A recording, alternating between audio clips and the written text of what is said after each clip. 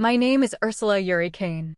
I am 34 years old, a commissioned officer in the United States Army, and I have spent my entire adult life serving my country in places most people will never see. I have carried out missions that never made the news. Missions where one wrong move could collapse the safety of an entire city. People once called me a ghost because I could vanish into shadows and return with the answers no one else could find. But that night, standing in the Great Hall of the Pentagon, I was anything but invisible. I was the center of a storm I never saw coming. The room was packed with senior officers. Dozens of uniforms lined the aisles, ribbons and stars glinting beneath harsh white lights. I had just returned from a mission overseas that had pushed every limit of my body and mind. My orders had been classified. My debriefing had been private. I had done everything by the book. Yet, when my father, General Harris, stepped up to the podium, I saw something in his face I had not seen since I was a child. Raw, uncontrolled rage. "You're a traitor," he thundered, his voice echoing through the vaulted chamber. My heart clenched. For a moment, I thought I had misheard him. My father was one of the most decorated generals in the army. He was also the man who raised me to value duty above all else. Now, before hundreds of our peers, he was accusing me of betraying the country I had nearly died for. A hush fell over the hall. My father stepped down from the podium, crossing the space between us with heavy, deliberate strides. He grabbed the collar of my uniform and tore the rank insignia from my shoulders with his own hands. The sound of ripping fabric was deafening in the silence. One by one, he stripped away the patches, the ribbons, the symbols of my service. His hands shook with fury. I stood motionless, staring straight ahead, refusing to let them see me break. Then it happened. His fingers caught on the back of my jacket and yanked so hard that the seam split. A sliver of air hit the skin of my upper back, and for the briefest moment, I felt the room shift. They had seen it, the edge of a tattoo I had kept hidden for years. It was only a fraction of the design, but it was enough to freeze the whispers on everyone's lips. I could have explained right then. I could have begged him to stop, but I didn't. Instead, I reached up, unclipped the remaining fasteners, and slowly slid the torn jacket from my shoulders. The fabric fell in a heap at my feet. I turned my back on the audience and let them see the full tattoo at last. It stretched across my shoulder blades, a black and silver emblem of wings framing a single star. Those who knew. It was the classified insignia of the Orion Phantom Unit, an ultra-black operations group that officially had not existed for more than a decade. Gasps rippled through the crowd. One voice rose above the rest. "Is that even possible?" Someone whispered. Another hissed. "Only the president can activate Orion. Only legends ever wore that mark." I stayed silent, my breathing slow and steady. The weight of 100 stares pressed against me, but I refused to flinch. My father's jaw was tight with confusion now, the anger draining from his face as the truth crept in. Yet he still barked the next order out of habit, out of pride. "Guards, arrest her immediately." No. One moved. The standstill stretched into eternity. Then a chair scraped loudly at the front of the room. Admiral Rowe, the highest-ranking naval officer present, rose to his feet. He was a man known for his composure, for never showing fear. But when his eyes met mine, and then traveled to the tattoo blazing across my back, I saw his breath catch. "Sir," he said slowly, his voice carrying to every corner of the hall. "Oh God, she outranks you." The words landed like a detonation. My father's face turned ghostly pale.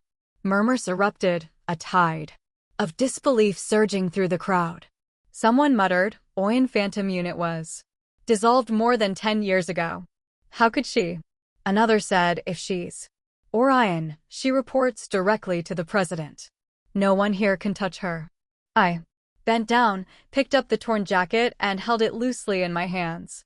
A young security officer stepped forward silently, offering me a fresh coat from his own shoulders. I nodded my thanks. and slipped it on without a word. My movements were deliberate, calm, as though I were still on the battlefield. I could feel my father's eyes burning into me, but I didn't look at him. Not yet. Admiral Rowe cleared his throat, commanding silence again.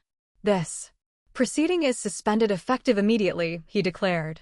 We will verify the facts before any further action is taken. My father bristled, his pride unwilling to back down even now. Admiral, you cannot just I can. Rowe cut him off, and I will if Captain Kane is indeed Orion. You have no jurisdiction over her. None of us do.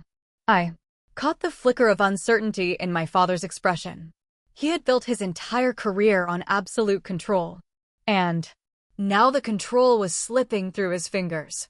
He wanted to shout, to order the guards to act, but even the soldiers at the edges of the room had frozen in place. No one wanted to be the one to touch a member of Orion. Rose stepped closer to me. His voice dropped to a lower register meant only for my ears. You need to come with me for your safety and for theirs, he said, nodding toward the restless crowd. We have a secure area prepared. I nodded once, not trusting myself to speak. A pair of security officers fell into step beside me, not as captors, but as escorts. We left the hall together, the echo of our boots clanging in the corridor. As we walked, I caught fragments of the murmurs behind us. Was she really Orion? That would mean, do you think she betrayed the unit? No one betrays Orion and lives. Inside, my mind was already moving faster than my feet. Rowe might be trying to protect me, or he might be moving me somewhere I could be silenced without witnesses. Either way, I had to stay alive long enough to uncover who had set me up. We reached the secure wing of the Pentagon, a place few had clearance to enter. The walls here were thicker, the lights colder, the silence absolute. Rose stopped outside a reinforced steel door and looked at me carefully. You understand this is not a cell, he said. But until we understand what's happening, you need to remain here. I met his gaze steadily. I understand, but know this, Admiral. I will find out who's behind this, and when I do, they'll wish they had never heard my call sign. He gave a short nod, his jaw tight. Valkyrie, he whispered, the name half respectful, half afraid. Then the door sealed shut behind me. I leaned against the wall, letting the silence settle. For the first time, I allowed myself to exhale. That was the moment I realized the truth. The entire world believed I was a traitor. And unless I could uncover the real enemy, they would be right. That was the first moment, I said quietly into the empty room, when the world thought I was the villain. But I knew I had to survive. And I had to turn the entire board upside down. The steel door shut behind me with a dull final thud. I stood still for a moment, letting my eyes adjust to the sterile glow of the isolation chamber. It was small, no more than 12 foot x 12 feet. The walls painted a flat, featureless gray. A single fluorescent light flickered overhead, buzzing faintly like an insect trapped in a jar. The air was cold, enough to raise goosebumps on my arms. There was no window, no clock, and no sound beyond the hum of the ventilation system. I knew exactly what this was. A containment room inside the Pentagon's secure wing was not a cell, but it might as well have been. Its design was deliberate. Strip away all distractions. Leave the occupant alone with their thoughts until those thoughts became weapons turned inward. It was meant to break someone slowly, but I was not someone who broke easily. I sat down on the metal bench, bolted to the wall, and clasped my hands in front of me, forcing my breathing into a steady rhythm. I had been given no explanation, no timetable. Only Admiral Rose's vague assurance that I was being kept safe. I doubted even he knew what would happen next. There were no lawyers, no briefings, no guarantees. I was alone. That word alone always carried me backward. My mind reached for the past, for the place where everything had begun.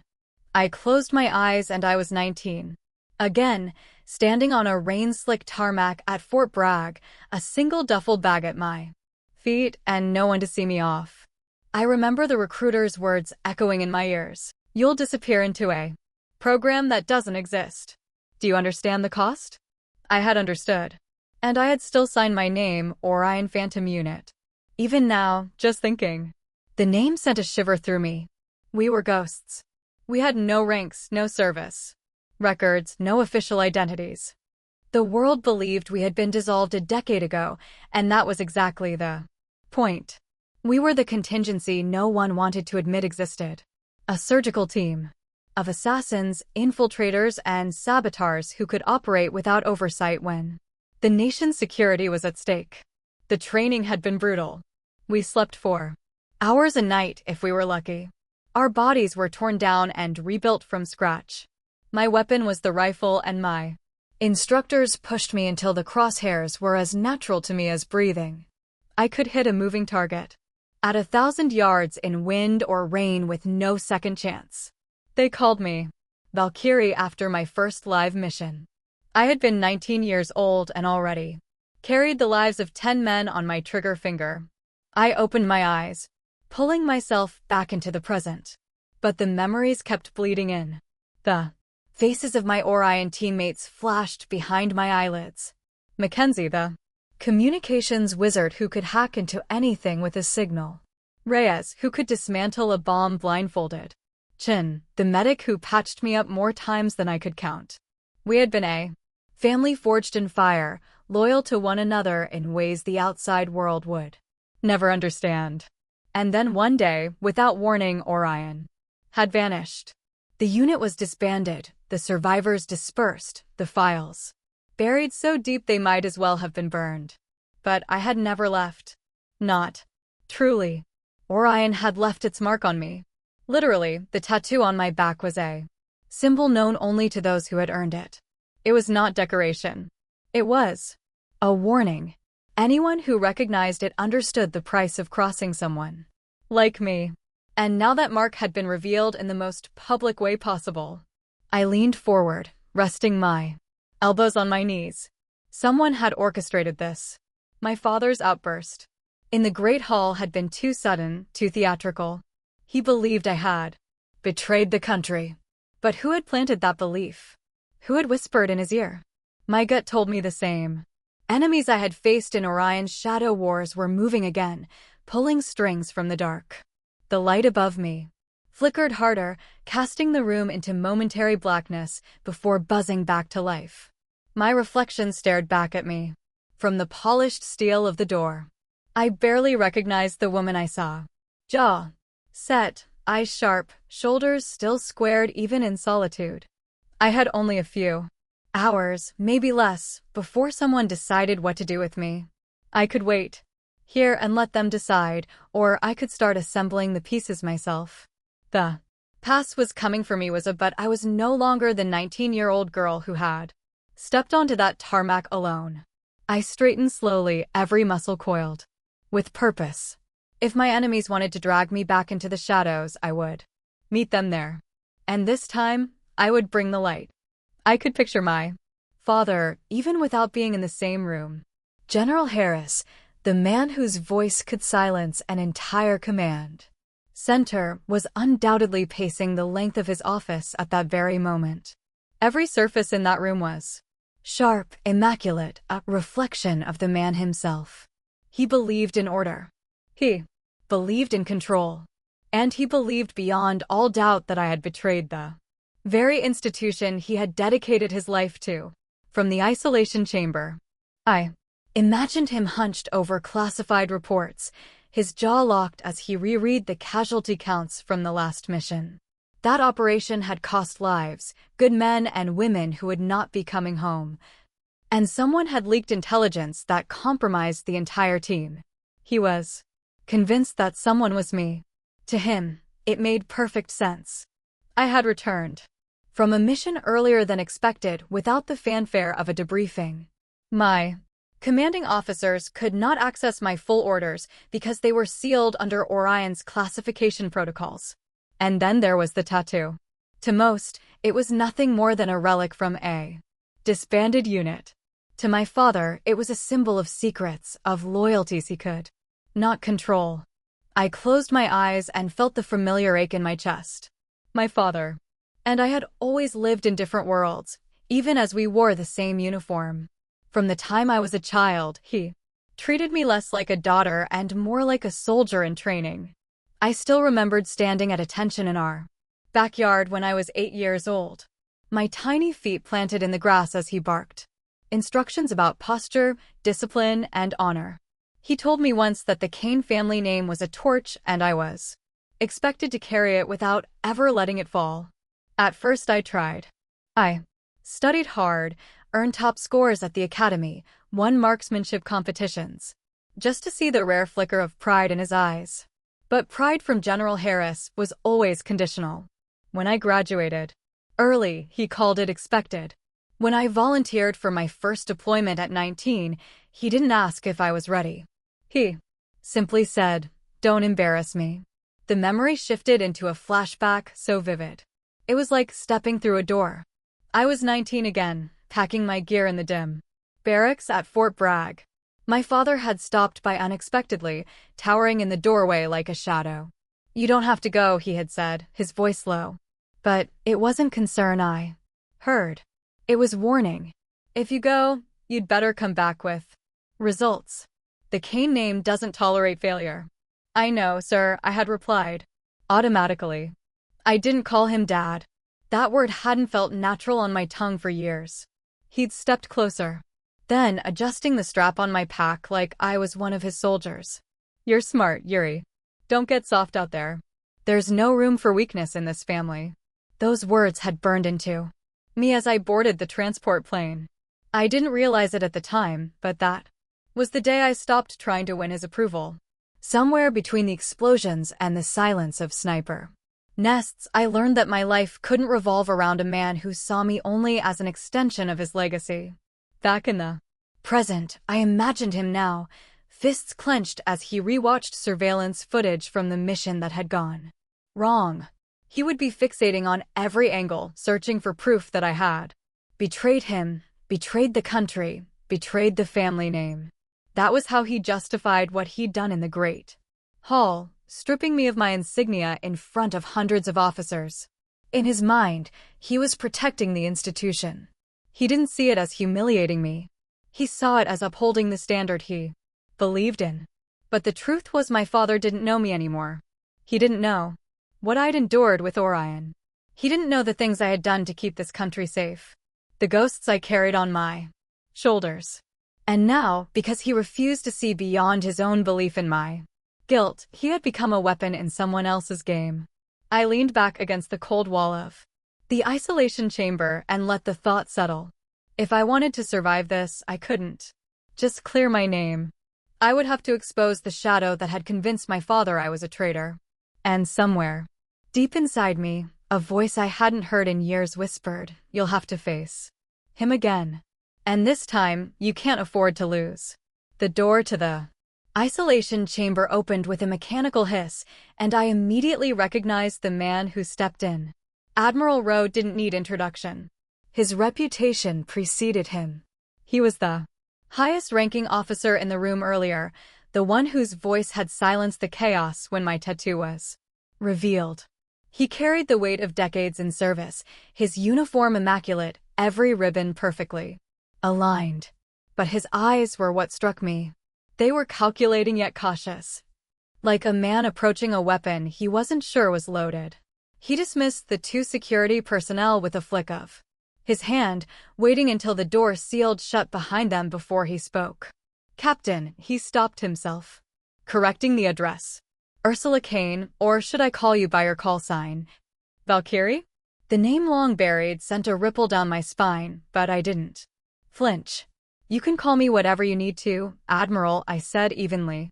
My voice didn't betray the storm building beneath the surface.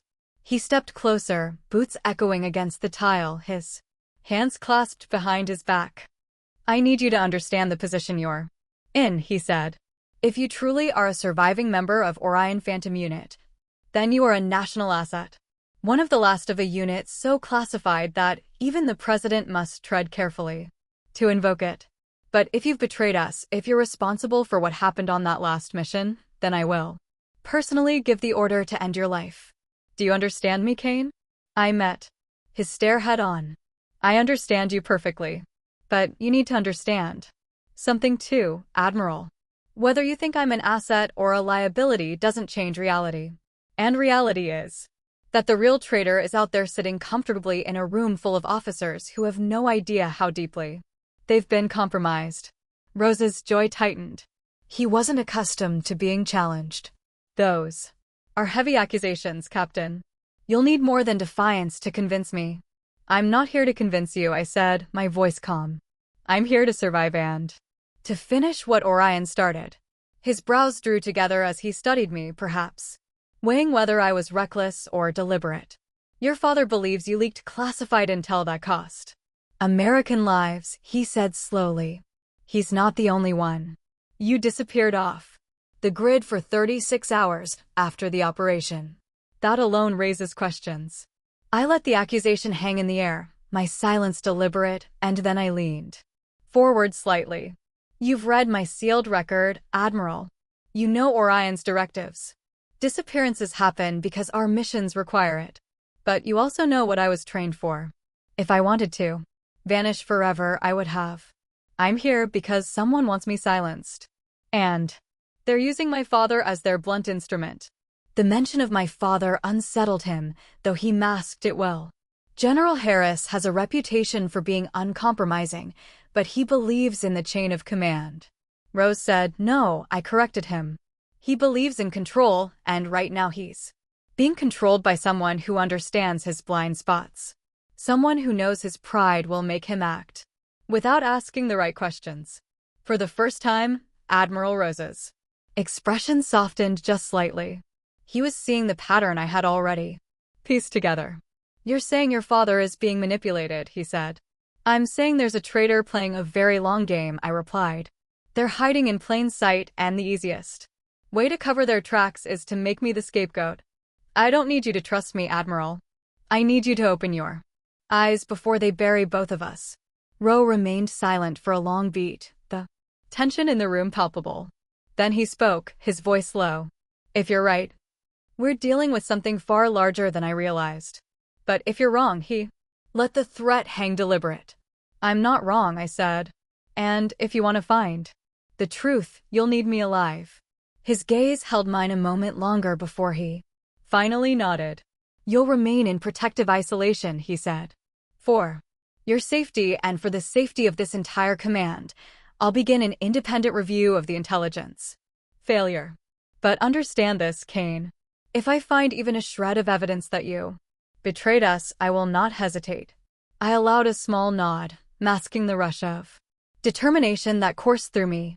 Understood, Admiral. But you'll find something else.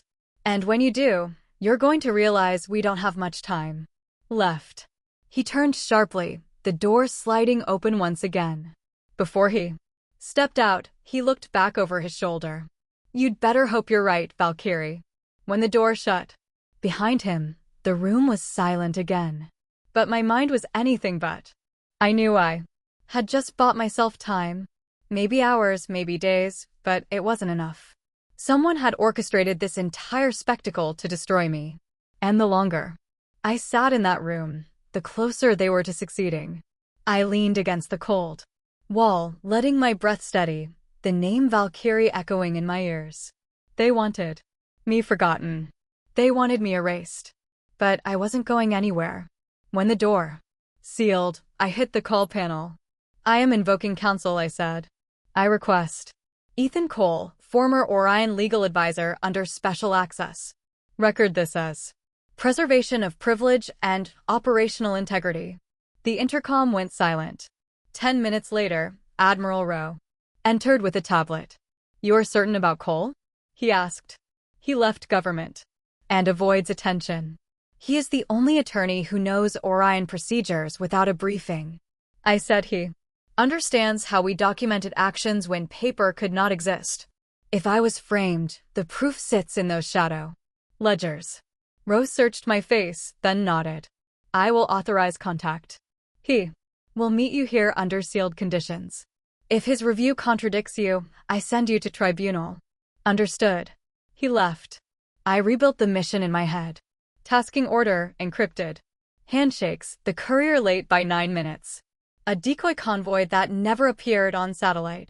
The second the net turned to snow. Somewhere in that chain, a hand pushed us toward failure. An hour later, 2 plainclothes agents brought in a man who wore fatigue like a suit. Ethan Cole looked older. His eyes were unchanged. Attorney-client privilege attachés, he said. Everyone else out. They checked. Rose order and cleared the room. Ethan sat across from me, opened a worn leather folder, and kept his voice measured. Tell me what they think you did, then tell me what you did. I laid out the mission in clean lines. He listened without interruption. When I finished, he produced a slim gray notebook stamped with a faded Orion crest. Contingency journals, he said. Parallel logs, one coded for counsel, one in the clear. Your team's last. Sealed entries were kept under litigation hold. Few knew they existed. He slid the notebook to me. On page 3, my block print flagged a logistics contractor named Calder, custodian of movement authorities. I had underlined one anomaly and then forgotten it. His badge scanned at opposite ends of the depot within 8 minutes. Impossible without a duplicate credential or a partner with cloned access. Ethan tapped the underline.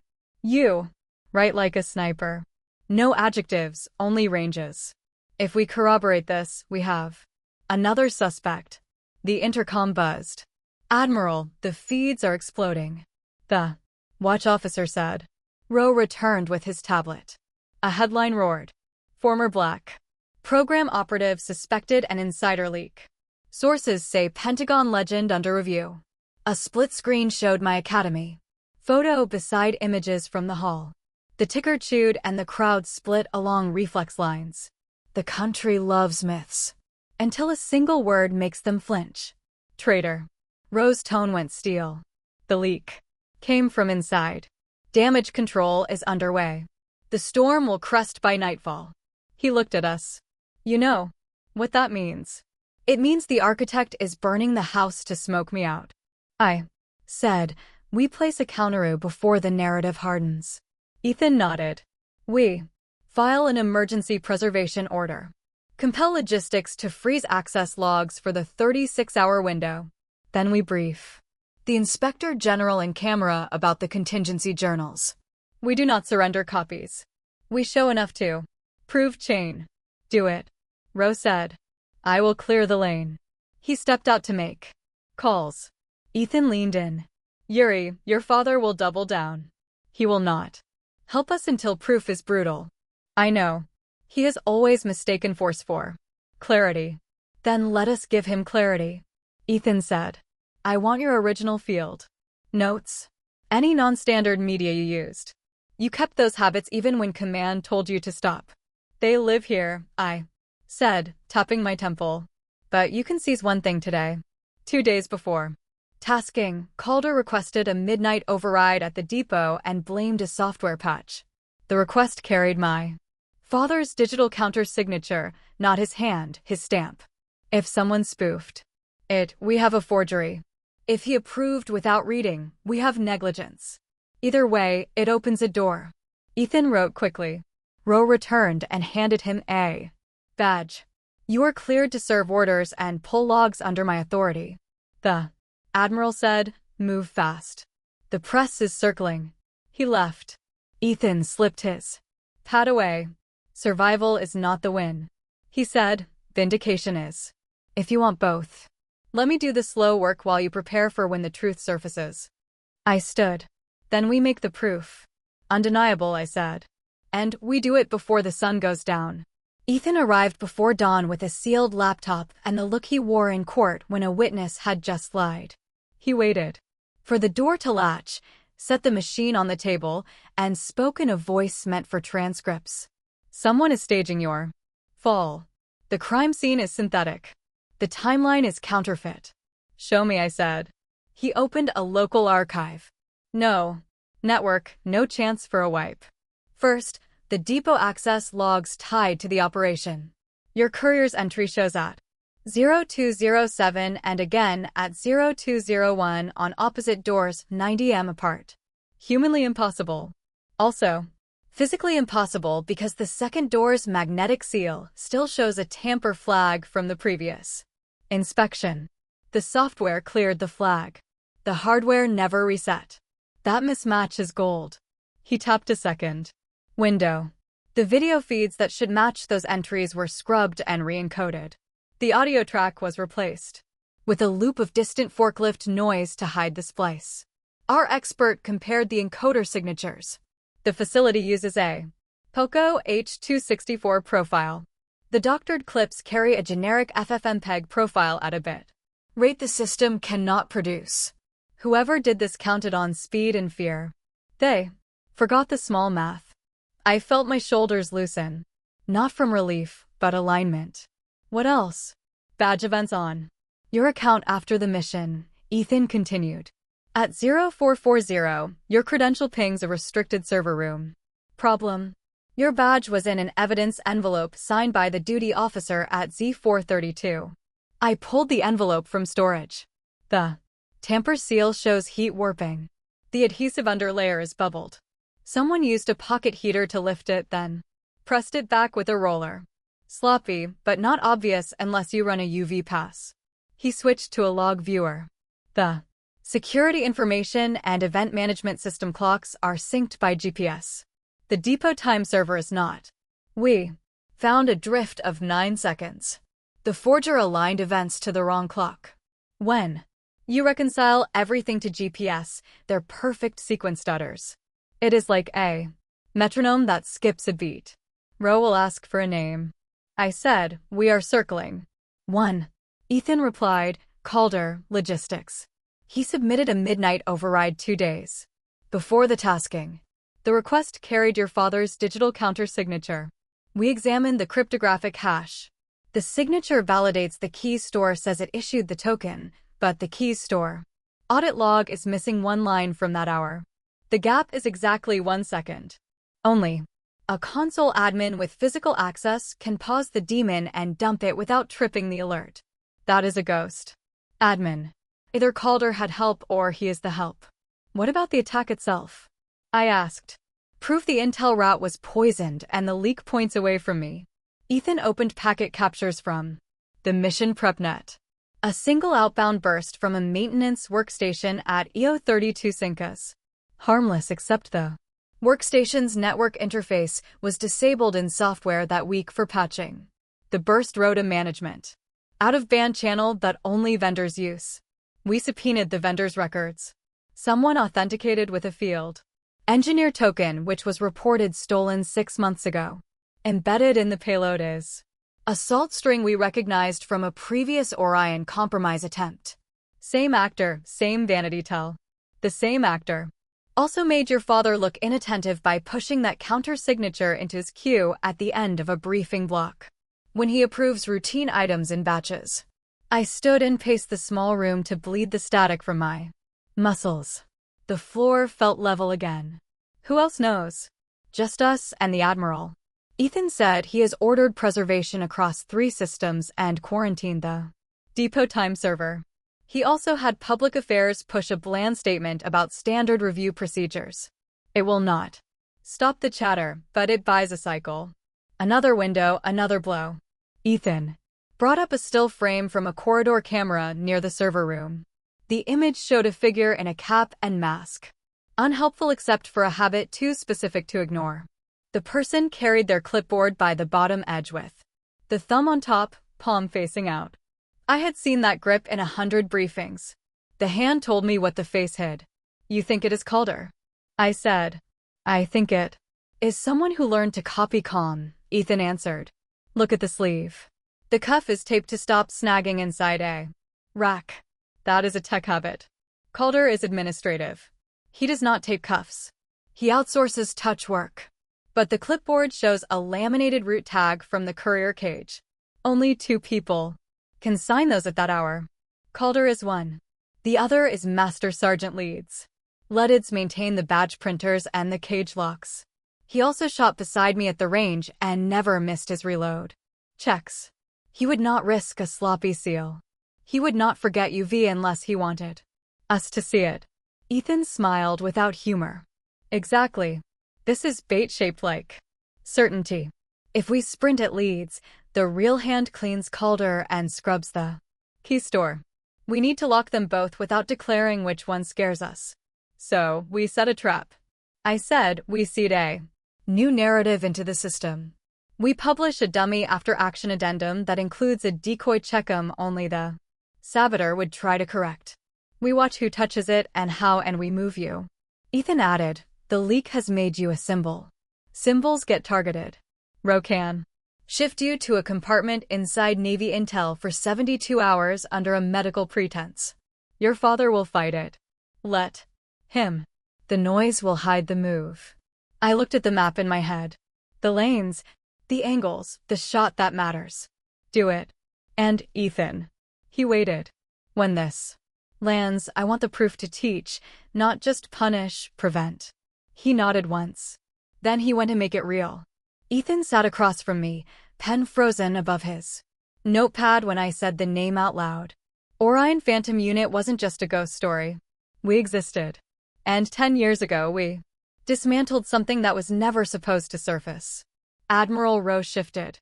In his chair, the faintest crack in his usually unshakable composure. You're saying this ties back to an operation from a decade ago? What kind of operation? I leaned forward, resting my hands flat on the steel table so he could see I wasn't hiding. Weapon smuggling, sir. But not just rogue dealers. We were tasked to penetrate a chain that linked cartel buyers to corrupt intermediaries in multiple governments. That chain reached into the Pentagon itself. We recovered manifests that pointed to senior officers authorizing covert sales of next-generation weapons to fund black projects off the books.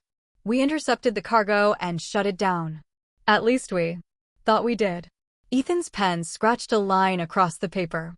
And those officers, what happened to them? Nothing public, I said. 2 were quietly retired. 1 was reassigned to a diplomatic post, and the ringleader disappeared. Officially killed in an accident.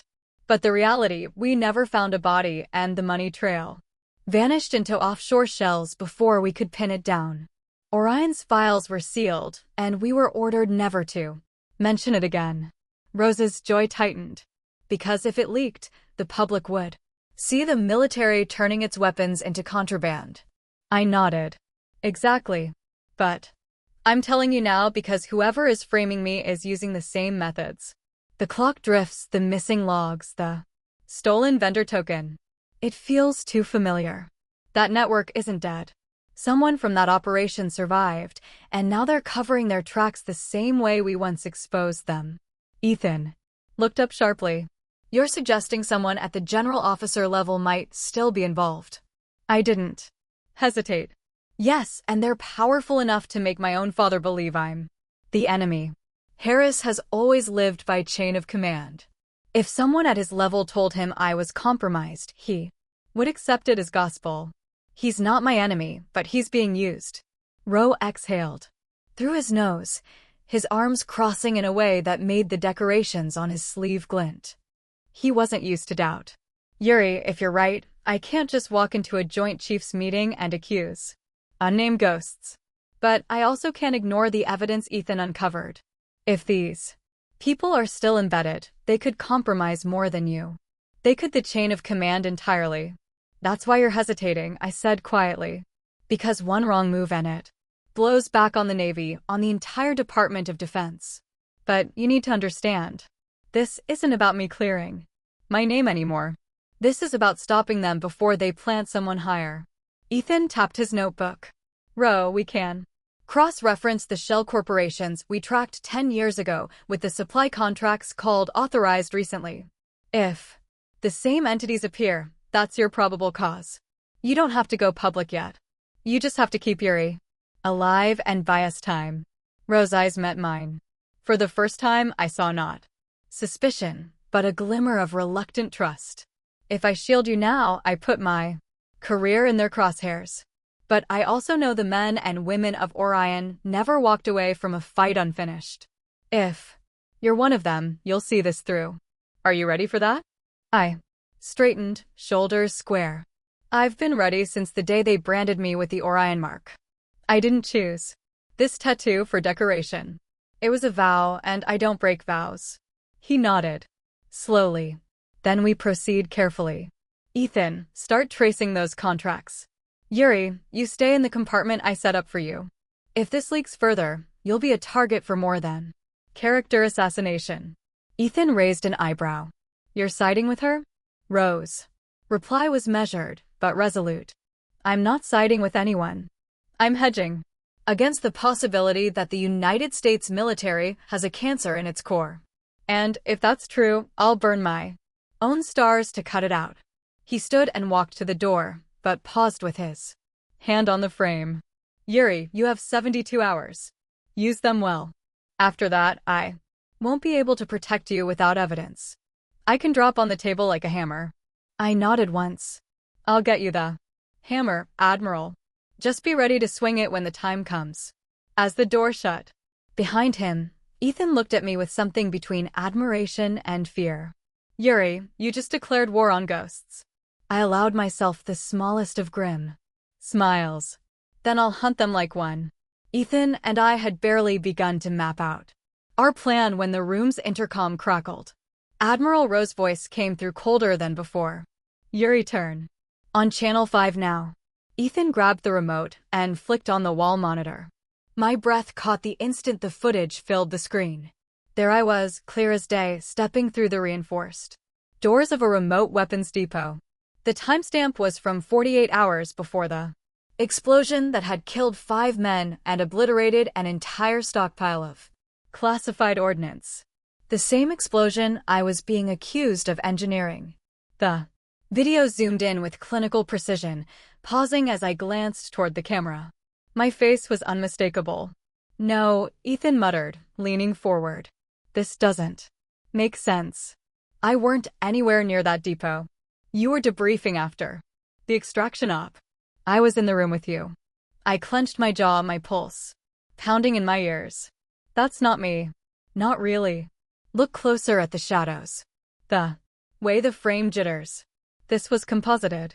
The feed cut back to the news anchor, her tone sharp and grave. Military sources confirm the woman in this footage is Ursula Yuri Kane, a former member of the Orion Phantom Unit. Intelligence officials believe she used her training to sabotage the depot, eliminating key evidence tied to the recent attacks. Her motives remain unclear, but high-level sources confirm she is considered armed and dangerous. Ethan muted the television, running a hand through his hair. This will be everywhere within the hour. Whoever is behind this isn't just trying to discredit you. They're burying you alive. I forced myself to breathe evenly, forcing the panic down. They're using Orion's playbook, the deep fake framework, the code that rewrites surveillance feeds, the misdirection. This is exactly how we made high V-value targets vanish a decade ago. Now they're turning it on me. The door to the secured room opened abruptly, and Admiral Rose strode in, flanked by 2 armed MPs. His expression was like stone. Yuri, I vouched for you. I suspended judgment when every other flag officer wanted you in cuffs. But after this, I met his stare without flinching. You think I blew up that depot? Sir, you've seen my service record. You know exactly where I was at the time of the blast. He didn't answer right away. He was a man weighing the weight of evidence against the brittle tether of trust. Finally, he said, your father just called me. He's convinced now more than ever that you're compromised. He demanded I turn you over to Army SID immediately. Ethan stepped in front of me. Ro, this footage is doctored. Yuri couldn't have been there. I can pull the raw metadata and prove. Prove? Ro cut him off. Do you understand how the Joint Chiefs operate, Cole? Once the narrative is set, it becomes gospel. Every minute I keep Yuri here, I risk my command being accused of obstruction. If I cave to Harris, she's gone, and you'll never see her again, except in a courtroom. I stepped forward, forcing my voice steady. Sir, if you hand me over now, they win. They'll disappear me just like they disappeared the Orion files, and They'll erase whatever thread of truth we've managed to find. Rose studied me in silence, then said, Uri, the world is watching a video that shows you entering a facility that killed 5 American soldiers. Even if I believe you, I can't protect you indefinitely. Do you understand what's at stake? I nodded once completely. And that's why you need to let me vanish on my own terms. Ethan spun around. What? Yuri, you can't just disappear. That's exactly what they want. No, I said already, pulling a map of the depot's surrounding region into my mind. What they want is for me to sit still and wait for a tribunal. But I'm going to hunt them instead. That video is staged, but the people who staged it had to use real facilities, real systems. If I find their next move before they can fabricate another, I can pull the mask off in front of the entire chain of command. Rose's eyes narrowed. You're asking me to look the other way? I'm asking you to do exactly what you've already been doing, Admiral. I said, buy me time. You have 72 hours left on that clock. Use them to keep Harris at bay. Meanwhile, I'll go straight to the source. Roe hesitated, then barked at the MPs to step back. Yuri, if you're caught, I won't be able to stop them from locking you in a hole so deep you'll never climb out. I gave him a grim smile. I've escaped deeper holes than that. As Roe left the room, Ethan grabbed my arm. Yuri, this is insane. They're erasing you from the system. Once you're out there, you'll have no backup, no network, just targets on your back. That's fine, I said, my voice low, steel-edged, because I know exactly how they think. And the one thing Orion taught me better than anyone else is how to become the ghost they can't catch. I looked back at the frozen image of my face on the screen, the fake me walking toward the depot, and felt the familiar burn of resolve settle deep in my chest. They want to erase me. Let's see how they handle it when the ghost hunts back. Once Roe left and the MPs had been reassigned to the far corridor, I finally had the breathing room I needed. The small isolation suite wasn't exactly friendly to covert operations.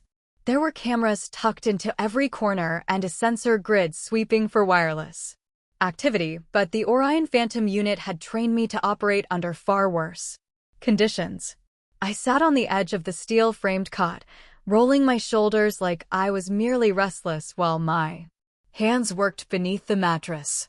The micro-spike I'd embedded in my boot heel years ago clicked free with a flick of pressure. It was a self-contained data tool designed to hijack secure nodes through even the most isolated terminals. Ethan had left behind his tablet during his frantic arguments earlier. I slipped the spike into its port, covering the motion with the crook of my arm as I pretended to rub at my temple. A low vibration hummed through the device. The bypass software was forcing its way into the Pentagon's internet using dormant credentials only Orion veterans would remember existed. The interface came alive, scrolling lines of data like rain. I filtered through login, encrypted memos, and personnel transfers, narrowing my focus to the security review report surrounding the weapons depot explosion. My heart ticked harder when a directory surfaced that should not have existed. Project Lamia. I tapped in deeper, bypassing firewalls with muscle memory. The files were sparse, most of the metadata scrubbed, but one document was still intact, a roster. I scanned the names, expecting the usual list of contractors and field operatives. Instead, my father's adjutant, Colonel Nathan Marwick, stared back at me in bold letters. I whispered his name under my breath, almost disbelieving. Marwick had been at my father's side for 2 decades, a loyal shadow who carried out Harris's orders without question. He'd been the one barking at MPs during my arrest, spitting accusations like venom. But there was more. Another directory showed encrypted transfers routed through shell corporations linked to Marwick. Payments from accounts that tied directly back to the same arms syndicate Orion had dismantled 10 years ago. My gut went cold. Yuri. Ethan's voice came from behind me. I hadn't heard him slip back in. He closed the door quietly and stepped closer. You're not supposed to be on that system. I turned the screen toward him, my voice flat. Marwick, he's not just Harris's lapdog. He's been funneling money from the same weapons ring Orion exposed. And look at the authorizations. He had clearance to access the depot that exploded. Ethan crouched beside me, jaw tightening. Ro needs to see this. No, I said sharply. Ro's name is all over this directory. He's not implicated directly, but his clearances were used as cover for several of these authorizations. Someone is using his identity as a shield. If I show him now, he'll either panic and shut this down, or he'll confront Harrison Marwick too early. We need more than a name on a list. We need proof. They can't bury. Ethan hesitated. Yuri, you can't take this on alone. They'll anticipate every move you make. They'll anticipate the old me, I said, quietly, watching the cursor hover over the last folder. But Orion didn't just train me to shoot straight. They taught me how to live in the shadows. Marwick thinks he's erased the trail, but there's always residue. Payment schedules, courier manifests, dead drops. He's gotten sloppy, too confident. Under Harris's protection. The door beeped twice, signaling an incoming override. I yanked the spike free, shoving it back into my boot as Ethan powered down the tablet. Admiral Rose stepped into the room seconds later, his face a mask of command authority. Yuri, he said curtly. You'll be transferred to a more secure facility tonight, Harris insists. I gave him a neutral nod, though my chest tightened. A transfer meant fewer options, fewer cracks in the armor. I needed to move now. Rose's gaze lingered as if he sensed the storm under my surface. 72 hours came. That's all I can hold them off for. Don't make me regret this.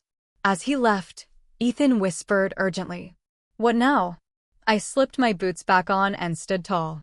Now we make Marwick show his hand, I said. And when he does, we'll have everything we need to take the entire network down. The tattoo on my back itched faintly. Under my shirt, the Orion symbol burning like a brand of purpose. Whoever had framed me underestimated the fact that ghosts like me never stop hunting. They brought me into the chamber under full escort, though I refused to let the optics shake me. The room was filled with senior officers, analysts, and legal counsel, all cloaked in the polished coldness of the Pentagon. Cameras were not allowed inside, but I could feel the media frenzy vibrating beyond the walls. The Traitor's hearing was already dominating every outlet. Admiral Rose sat at the far end of the table, eyes trained on me with the same sharp focus he'd shown in our earlier meeting. To his right was General Harris, my father, his face lined with fury. He didn't look at me as his daughter. I was a liability, a stain on the Harris name. Rowe opened the session with a clipped explanation of the charges: unauthorized contact with foreign nationals, breach of classified operations data, possible collusion in the destruction of a U.S. weapons depot. He asked me to confirm my name and service record. Commander Ursula Kane, I said, my voice steady, formerly attached to the Orion Phantom unit, operating under direct presidential authorization. General Harris slammed his palm on the table. She's hiding behind ghosts. Orion was decommissioned years ago. That unit doesn't exist anymore. It does if you understand the chain of command, Rose said firmly. And until we have all the facts, this tribunal will refrain from making premature declarations. Harris leaned forward, eyes like sharpened steel. Premature? She's compromised entire operations. She's been photographed at the blast site. We should be stripping her commission and confining her, not wasting time debating. I let him finish before speaking. Sir, I said, using his rank with the same detachment he'd shown me. The photograph you're referencing was manipulated. There are timestamps embedded in the metadata that place me over 200 m away at the time of the explosion. Admiral Rowe has seen the evidence. Rowe nodded slowly. I have, he confirmed, though it didn't resolve the tension. The room buzzed with voices, some agreeing with Harris, others calling for deeper investigation. Outside, reporters were broadcasting speculation by the minute. I could hear fragments of their commentary through the walls when the door opened for a new observer. Hero or traitor? Kane's tattoo linked to the Orion program. the Pentagon divided. The session stretched on for hours, punctuated by heated exchanges. Harris pushed relentlessly for immediate action, while Roe fought to preserve the integrity of the process. When the motion to suspend my commission indefinitely was raised, I stood. "You can suspend me," I said, scanning the faces around me. "But the person you're protecting will still be inside this room. You think I'm your threat, but the real traitor is counting on that blindness. If you throw me away now, you're handing them everything they want." The silence that followed wasn't agreement, but doubt had been planted. Roe's hand slammed the gavel. "We adjourn until further notice," he said. "Commander, Kane remains in temporary custody, pending final review." The hearing was over, but the war had just begun. The next session was smaller, more controlled. Only a handful of key officers were present, including Colonel Nathan Marwick, my father's ever-loyal adjutant. He stood stiffly at attention behind Harris's chair, his hands clasped, like a soldier carved from stone. I waited until the right moment, then asked a question I knew would pierce him. "Colonel Marwick," I said, turning slightly in my seat. "Do you remember the Elizabeth operation, the arms cache in Eastern Europe, 2013? His jaw tightened just enough to confirm my suspicion. "That operation is classified," he said coolly. "And you are in no position to, you shouldn't even know the name," I interrupted, cutting him off. "The mission was Blackter Orion. No conventional personnel briefed. And yet, you just flinched." Rose's eyes narrowed as he studied Marwick. "Colonel," he asked, his voice a warning. Marwick didn't falter this time. "She's baiting me, Admiral. It's what she does." But I could see the sweat gathering at his collar, the careful control fraying at the edges. I pressed harder. "You remember, because you were there, just not on our side. That's why the arm syndicate never collapsed completely. You've been keeping their pipeline alive all these years, and now you're framing me to cover the trail." Harris shot to his feet. "That's enough, Yuri." His voice cracked through the chamber like gunfire. "How dare you accuse my most trusted officer of treason?" "Because he's guilty," I said, locking eyes with Marwick. "And the longer you ignore that, the deeper this rot spreads through the command you swore to uphold." Rose said nothing, but the suspicion was written across his face. Now he knew the tells. Marwick was rattled, and it was undeniable. The colonel finally broke eye contact, staring down at the table. "She's lying," he said harshly. But it was too late. Roe had seen the same cracks I had. That night, Harris came to see me. Alone. No guards, no witnesses, just the man who had raised me standing on the other side of the glass partition. His face was lined with anger. But there was something else buried deep in his expression. "You've destroyed this family," he said. Quietly, his voice tight. "Do you have any idea what you've done? Our name, our honor is in the dirt because of you." I stepped closer, my hands resting on the cool surface between us. "No, Dad," I said softly. "You destroyed it the moment you decided I was nothing but a reflection of your ambition. You've never once seen me as a human being." His fists clenched. "I pushed you because I wanted you to be strong. Everything I did was for this family's legacy." I shook my head. "No, you did it for yourself. And because of that, you can't even see the traitor standing next to you. You're so busy protecting your reputation that you're blind to what Marwick really is." For the first time, he hesitated. A flicker of doubt crossed his face, but pride crushed it almost immediately. "You've changed, Yuri," he said coldly. "I don't even recognize you anymore." I met his gaze, my voice calm. "That's because you never really knew me in the first place." The silence stretched between us like a canyon. Harris stepped back, his shoulders rigid. "This is your last chance to salvage what's left," he said. "Admit what you've done, and I'll fight to keep you out of prison." I didn't flinch.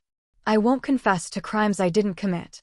And when the truth comes out, Dad, I hope you'll finally understand just how wrong you've been."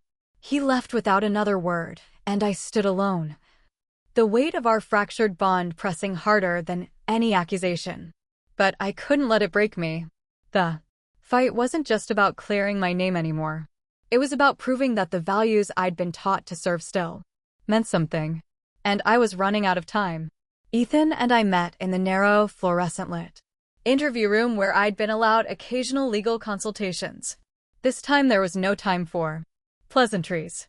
"We have to turn this around now," Ethan said, leaning forward. He slid a secure tablet across the table. "I can inject false intel into the Pentagon's secondary system. Something juicy enough that Marwick won't be able to resist accessing it. If he moves on it, we'll have him on record." I stared at the glowing screen, thinking through the risks. "And if he's careful, then we're back to square one," Ethan said. "But I don't think he's careful right now. He's desperate. That makes him sloppy." I nodded slowly. "Fine, let's bait the hook." We crafted the perfect lure, a classified data packet supposedly containing the only surviving inventory from the destroyed weapons depot. The file's metadata was designed to appear authentic, but in reality, it would trace every keystroke and network hop back to whoever accessed it. Hours later, the trap was set. I sat back in my holding area, heart pounding, as I monitored a small receiver Ethan had smuggled in. It would ping once when the decoy file was opened, twice when the trace completed. The first ping came less than 30 minutes later. I closed my eyes, barely allowing myself to exhale. The second ping followed almost instantly. Ethan's voice buzzed through a secure line. "We've got him. Marwick. Access the file from a restricted terminal in Harris's wing. He even tried to copy it onto an encrypted drive." "That's enough to flag him?" I asked. Ethan hesitated. "It's enough to implicate him, but not to take down the entire network. We still need the smoking gun." My jaw tightened. "Then we go get it." Breaking out of the secure holding wing wasn't about brute force. It was about timing, precision, and exploiting every weakness I'd memorized since being brought there. I waited until the changeover between night to watch shifts.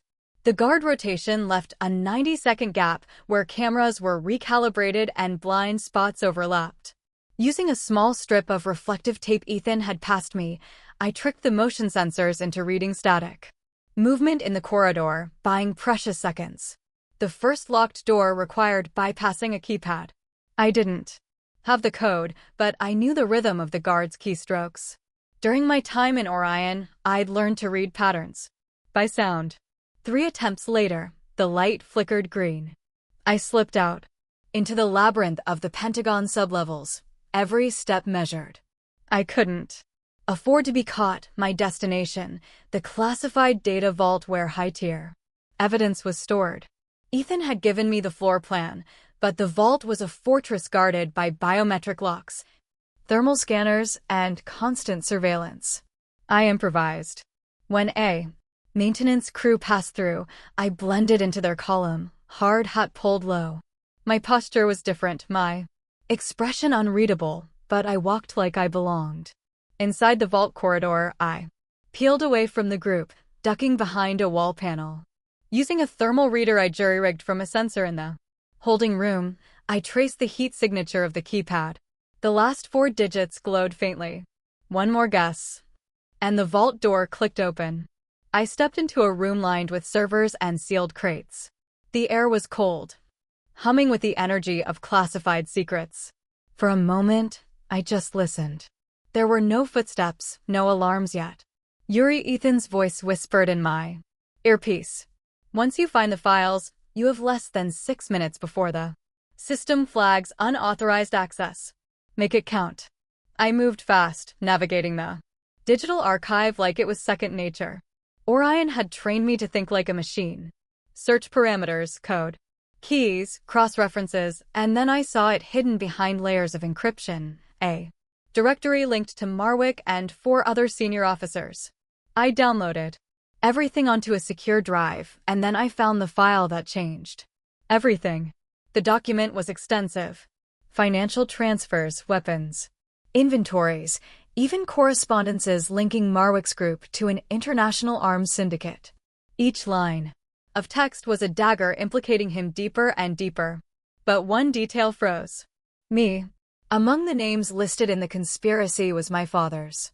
Ethan, I whispered, my voice hollow. Harris is in here. He was silent for a moment. Could they have fabricated that? To muddy the water? I scanned the timestamps, the authorizations. No, I said finally. This isn't forged. He signed off on arms shipments he couldn't have believed were legitimate. They used him, but he let them. He wanted to believe Marwick was loyal. He looked the other way. I swallowed the lump in my throat. This was the evidence we needed. But it also confirmed the worst fear I'd been holding back. My father hadn't just doubted me. His pride had blinded him so completely that he'd helped the enemy. Yuri, Ethan said softly. You need to bring this in now. We can't lose this window. I pocketed the drive and started back through the vault. My pulse a steady drumbeat. Every corner felt sharper. Every shadow a threat. As I neared the exit, a figure appeared in the hallway. Marwick himself, flanked by 2 armed guards. Well, he said, his smile predatory. I was wondering how long it would take you to crawl out of your hole. I didn't flinch. I guess. You're not as smart as you think, I said, stepping forward. He raised a hand. And the guards leveled their weapons. You're walking out of here in cuffs, he said. You really should have stayed in that cell. But I had one last card to play. I slipped the small transmitter from my sleeve and tapped it. Ethan's voice cut through the hallway's silence, amplified by the intercom system he'd hacked. Colonel Nathan Marwick, Ethan announced. You are currently broadcasting live to Admiral Rowe's command center, and you've just threatened a commander of the United States Navy. Marwick's face drained of color. The guards hesitated, glancing at each other, unsure whether to obey his order or stand down. I held up the drive, letting them see it. This contains everything, I said. Financial records, weapons trails, comms. You can arrest me now and watch your careers burn with him, or you can get out of my way. The guards stepped aside. Marwick didn't move, but I could see the panic rising behind his eyes. I walked past him, my boots echoing against the polished floor. For the first time in days, I felt control returning, not just over the mission, but over my life. Now I had the evidence, and I was going to make sure the world saw it. I walked into the secure Pentagon chamber with every pair of eyes on me. My boots clicked softly against the marble floor, but the silence was deafening. I held the evidence drive in my right hand, my grip firm. Admiral Rowe was at the head of the table, flanked by senior officers. General Harris sat on the opposite side, his jaw clenched, his gaze fixed on the table as if he already knew what was coming. I stopped in the center of the room. I have the truth, I said, my voice steady, clear. Without waiting for permission, I set the drive on the conference table and looked straight at Rowe. This contains records of arms trafficking, data manipulation, and conspiracies involving members of this very council. Rowe gave a curtain nod to the tech officer who inserted the drive into the encrypted system. A wall of screens lit up with documents, financial transfers, and intercepted communications. The evidence filled the chamber like a cold wind. Gasps broke out when the first name appeared, Colonel Marwick. But as the files scrolled further, more names followed. Names that carried weight and prestige within the military's highest circles. My father's name appeared in bold next to multiple authorizations. General Harris raised his head, his face pale, and for a moment I saw the man who had once taught me to salute. He stood abruptly, fists clenching. This is fabricated, he barked, though his voice lacked conviction. It's not, I said quietly. I pulled this from the Pentagon's own data vault, cross-referenced with Orion archives. These signatures are real. You authorized shipments that disappeared into Marwick's network. Whether you knew the full scope or not, you enabled them. The room was spinning with murmurs. Some officers looked stunned, others defensive. Rowe finally raised his hand, silencing everyone. We are not here for theatrics, he said. We are here for the truth, and we have it in front of us. I looked at my father then. His eyes were hollow. For years I dreamed of earning his respect, of hearing him say he believed in me. But now, standing in front of him with a weight of betrayal between us, I realized I didn't need it anymore. Rowe ordered the evidence cross-examined by a forensic team. But even before the results returned, General Harris rose slowly from his seat. I didn't know it would go this far, he said, his voice low and broken. When I turned to face him, heart pounding. You signed the authorizations, Dad. You pushed for my removal. Why? He rubbed a trembling hand over his face. They came to me 2 years ago, he said. Marwick and others. They said if I didn't help eliminate potential threats, they would destroy me, ruin my career, my reputation, everything I'd worked for. They told me you were compromised, that Orion was a liability. They showed me doctored files, proof you'd gone rogue. My breath caught in my throat. He had believed them.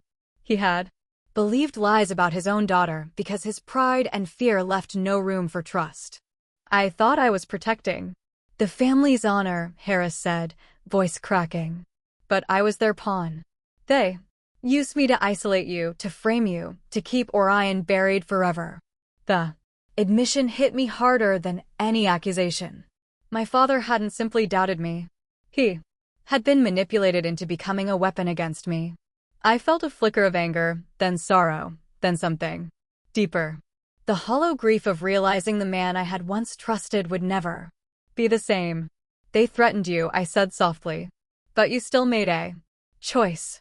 Harris nodded slowly, unable to meet my eyes. I know, he whispered. And I'll carry that shame until the day I die. The officers in the room shifted uncomfortably, witnessing the quiet destruction of a man who had once seemed untouchable. Rowe's expression was unreadable, but his eyes flicked to me, waiting for how I would respond. I straightened my shoulders. Then let's end it, I said. Marwick and his network need to be dismantled completely. Rowe stood, his posture commanding the room into silence. Colonel Nathan Marwick, he said sharply. You are under arrest. 2 military police officers stepped forward to restrain Marwick, who had been sitting stone-faced at the far end of the table. As they cuffed him, his mask cracked, rage spilling from his features. You think this ends with me? He shouted. You're all naive. The system you serve will eat you alive. Rowe ignored him. Remove him, he ordered. The MPs dragged Marwick out. Rowe then turned to the rest of the room, his voice unwavering. The men and women of Orion Phantom Unit gave their lives in the shadows so this country could sleep in peace, and we failed them. Today that failure ends. He looked directly at me. Captain Ursula Harris, call sign Valkyrie, you are hereby reinstated to full honors. Your record is cleared, your name restored. You are an asset this nation cannot afford to lose. For a moment, I couldn't speak. After weeks of isolation, humiliation, and betrayal, the words felt surreal. Thank you, Admiral, I managed, my voice firm but low. Rowe's gaze softened. You didn't just save yourself, he said. You saved the integrity of the institution we all serve, and for that we owe you more than medals. I glanced at my father, who sat slumped in his chair, the weight of his decisions crushing him. He wouldn't be arrested. Rowe had already made it clear Harris had been manipulated. But the punishment was its own kind of sentence. As I stepped out of the chamber, the corridor seemed brighter than it had in days. I wasn't naive enough to believe the fight was over. Marwick's network extended beyond the walls of the Pentagon. But for the first time, I felt something stronger than anger. I felt free. Now it was time to decide what to do with that freedom. The day after the final hearing, I received a message that my father wanted to see me. I almost ignored it. Part of me felt that nothing he could say would undo what had been done. But something deeper, something that felt like closure, made me go. He was waiting in one of the small conference rooms of the Pentagon, stripped of the authority that had once surrounded him like armor. When I entered, he stood slowly, his posture heavy, his uniform replaced by civilian clothes. He looked older, smaller somehow, as if the weight of shame had shrunk him. Yuri, he said quietly. Thank you for coming. I didn't sit. What do? You want Dad? He hesitated before speaking as though choosing each word carefully. I came to apologize, he said. I was blinded by the family name, by the idea that our legacy was all that mattered. I let fear guide me and it cost me my daughter's trust. I see that now. I kept my expression neutral. You believed lies about me. You let them turn you against me. Do you even know how close they came to destroying me? He flinched, his voice breaking slightly. I do, and I'll live with that guilt for the rest of my life. I don't expect forgiveness, Ursula. But I needed you to hear me say this. I was wrong. There was a long silence between us. I remember the countless times he drilled into me that strength was everything, that weakness was shame. And now here he was, bearing his weakness for the first time. I don't need the family's honor, I said. Finally, my voice steady. I don't need you to fight for it anymore. All I ever wanted was the truth. That's all I ever wanted from you, Dad. His eyes shimmered with unshed tears. He nodded slowly, accepting my words. I understand, he whispered. I turned to leave, but something made me pause at the doorway. I hope you can forgive yourself someday, I said quietly. Because I'm done carrying that weight for you. He looked at me then, as if seeing me for the first time. Not as a soldier, not as a reflection of his ambition, but as a woman who had survived despite him. He opened his mouth to speak. But I was already gone. 6 months later, my life looked nothing like it had before. I had officially resigned from the military, walking away from the world that had defined me since I was 19. Instead, I founded a non-profit organization dedicated to supporting veterans who, like me, had been discarded by the system they once served.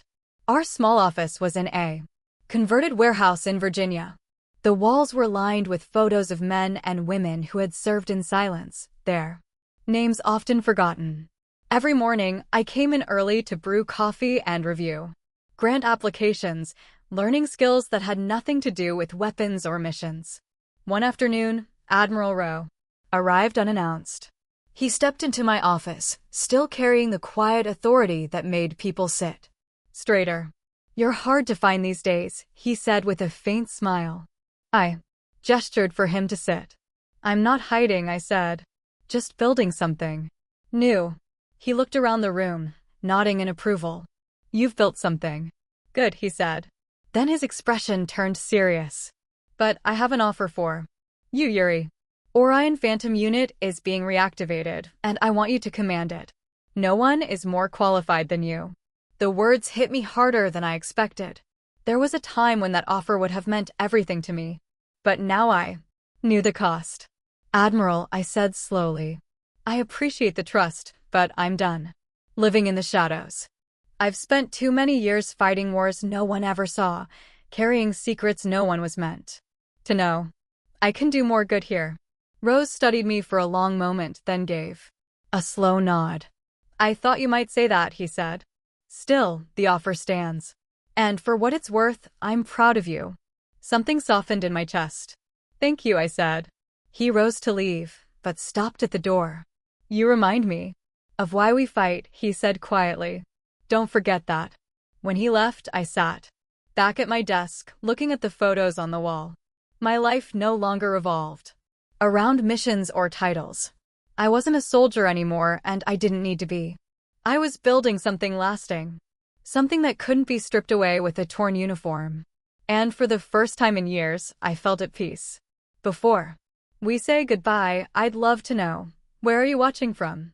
Is it a quiet morning with a warm cup of coffee or a late night where stories like this keep you company? Let us know in the comments. We read everyone with gratitude. And if this story touched your heart, please consider subscribing to the channel, not just to hear more stories like this, but to be part of a community that still believes in kindness, healing, and second chances. Thank you for spending your time with us today. Wherever you are, we hope you carry this story with you. And remember, sometimes the miracle doesn't knock on your door. It waits quietly until you're ready to open your heart.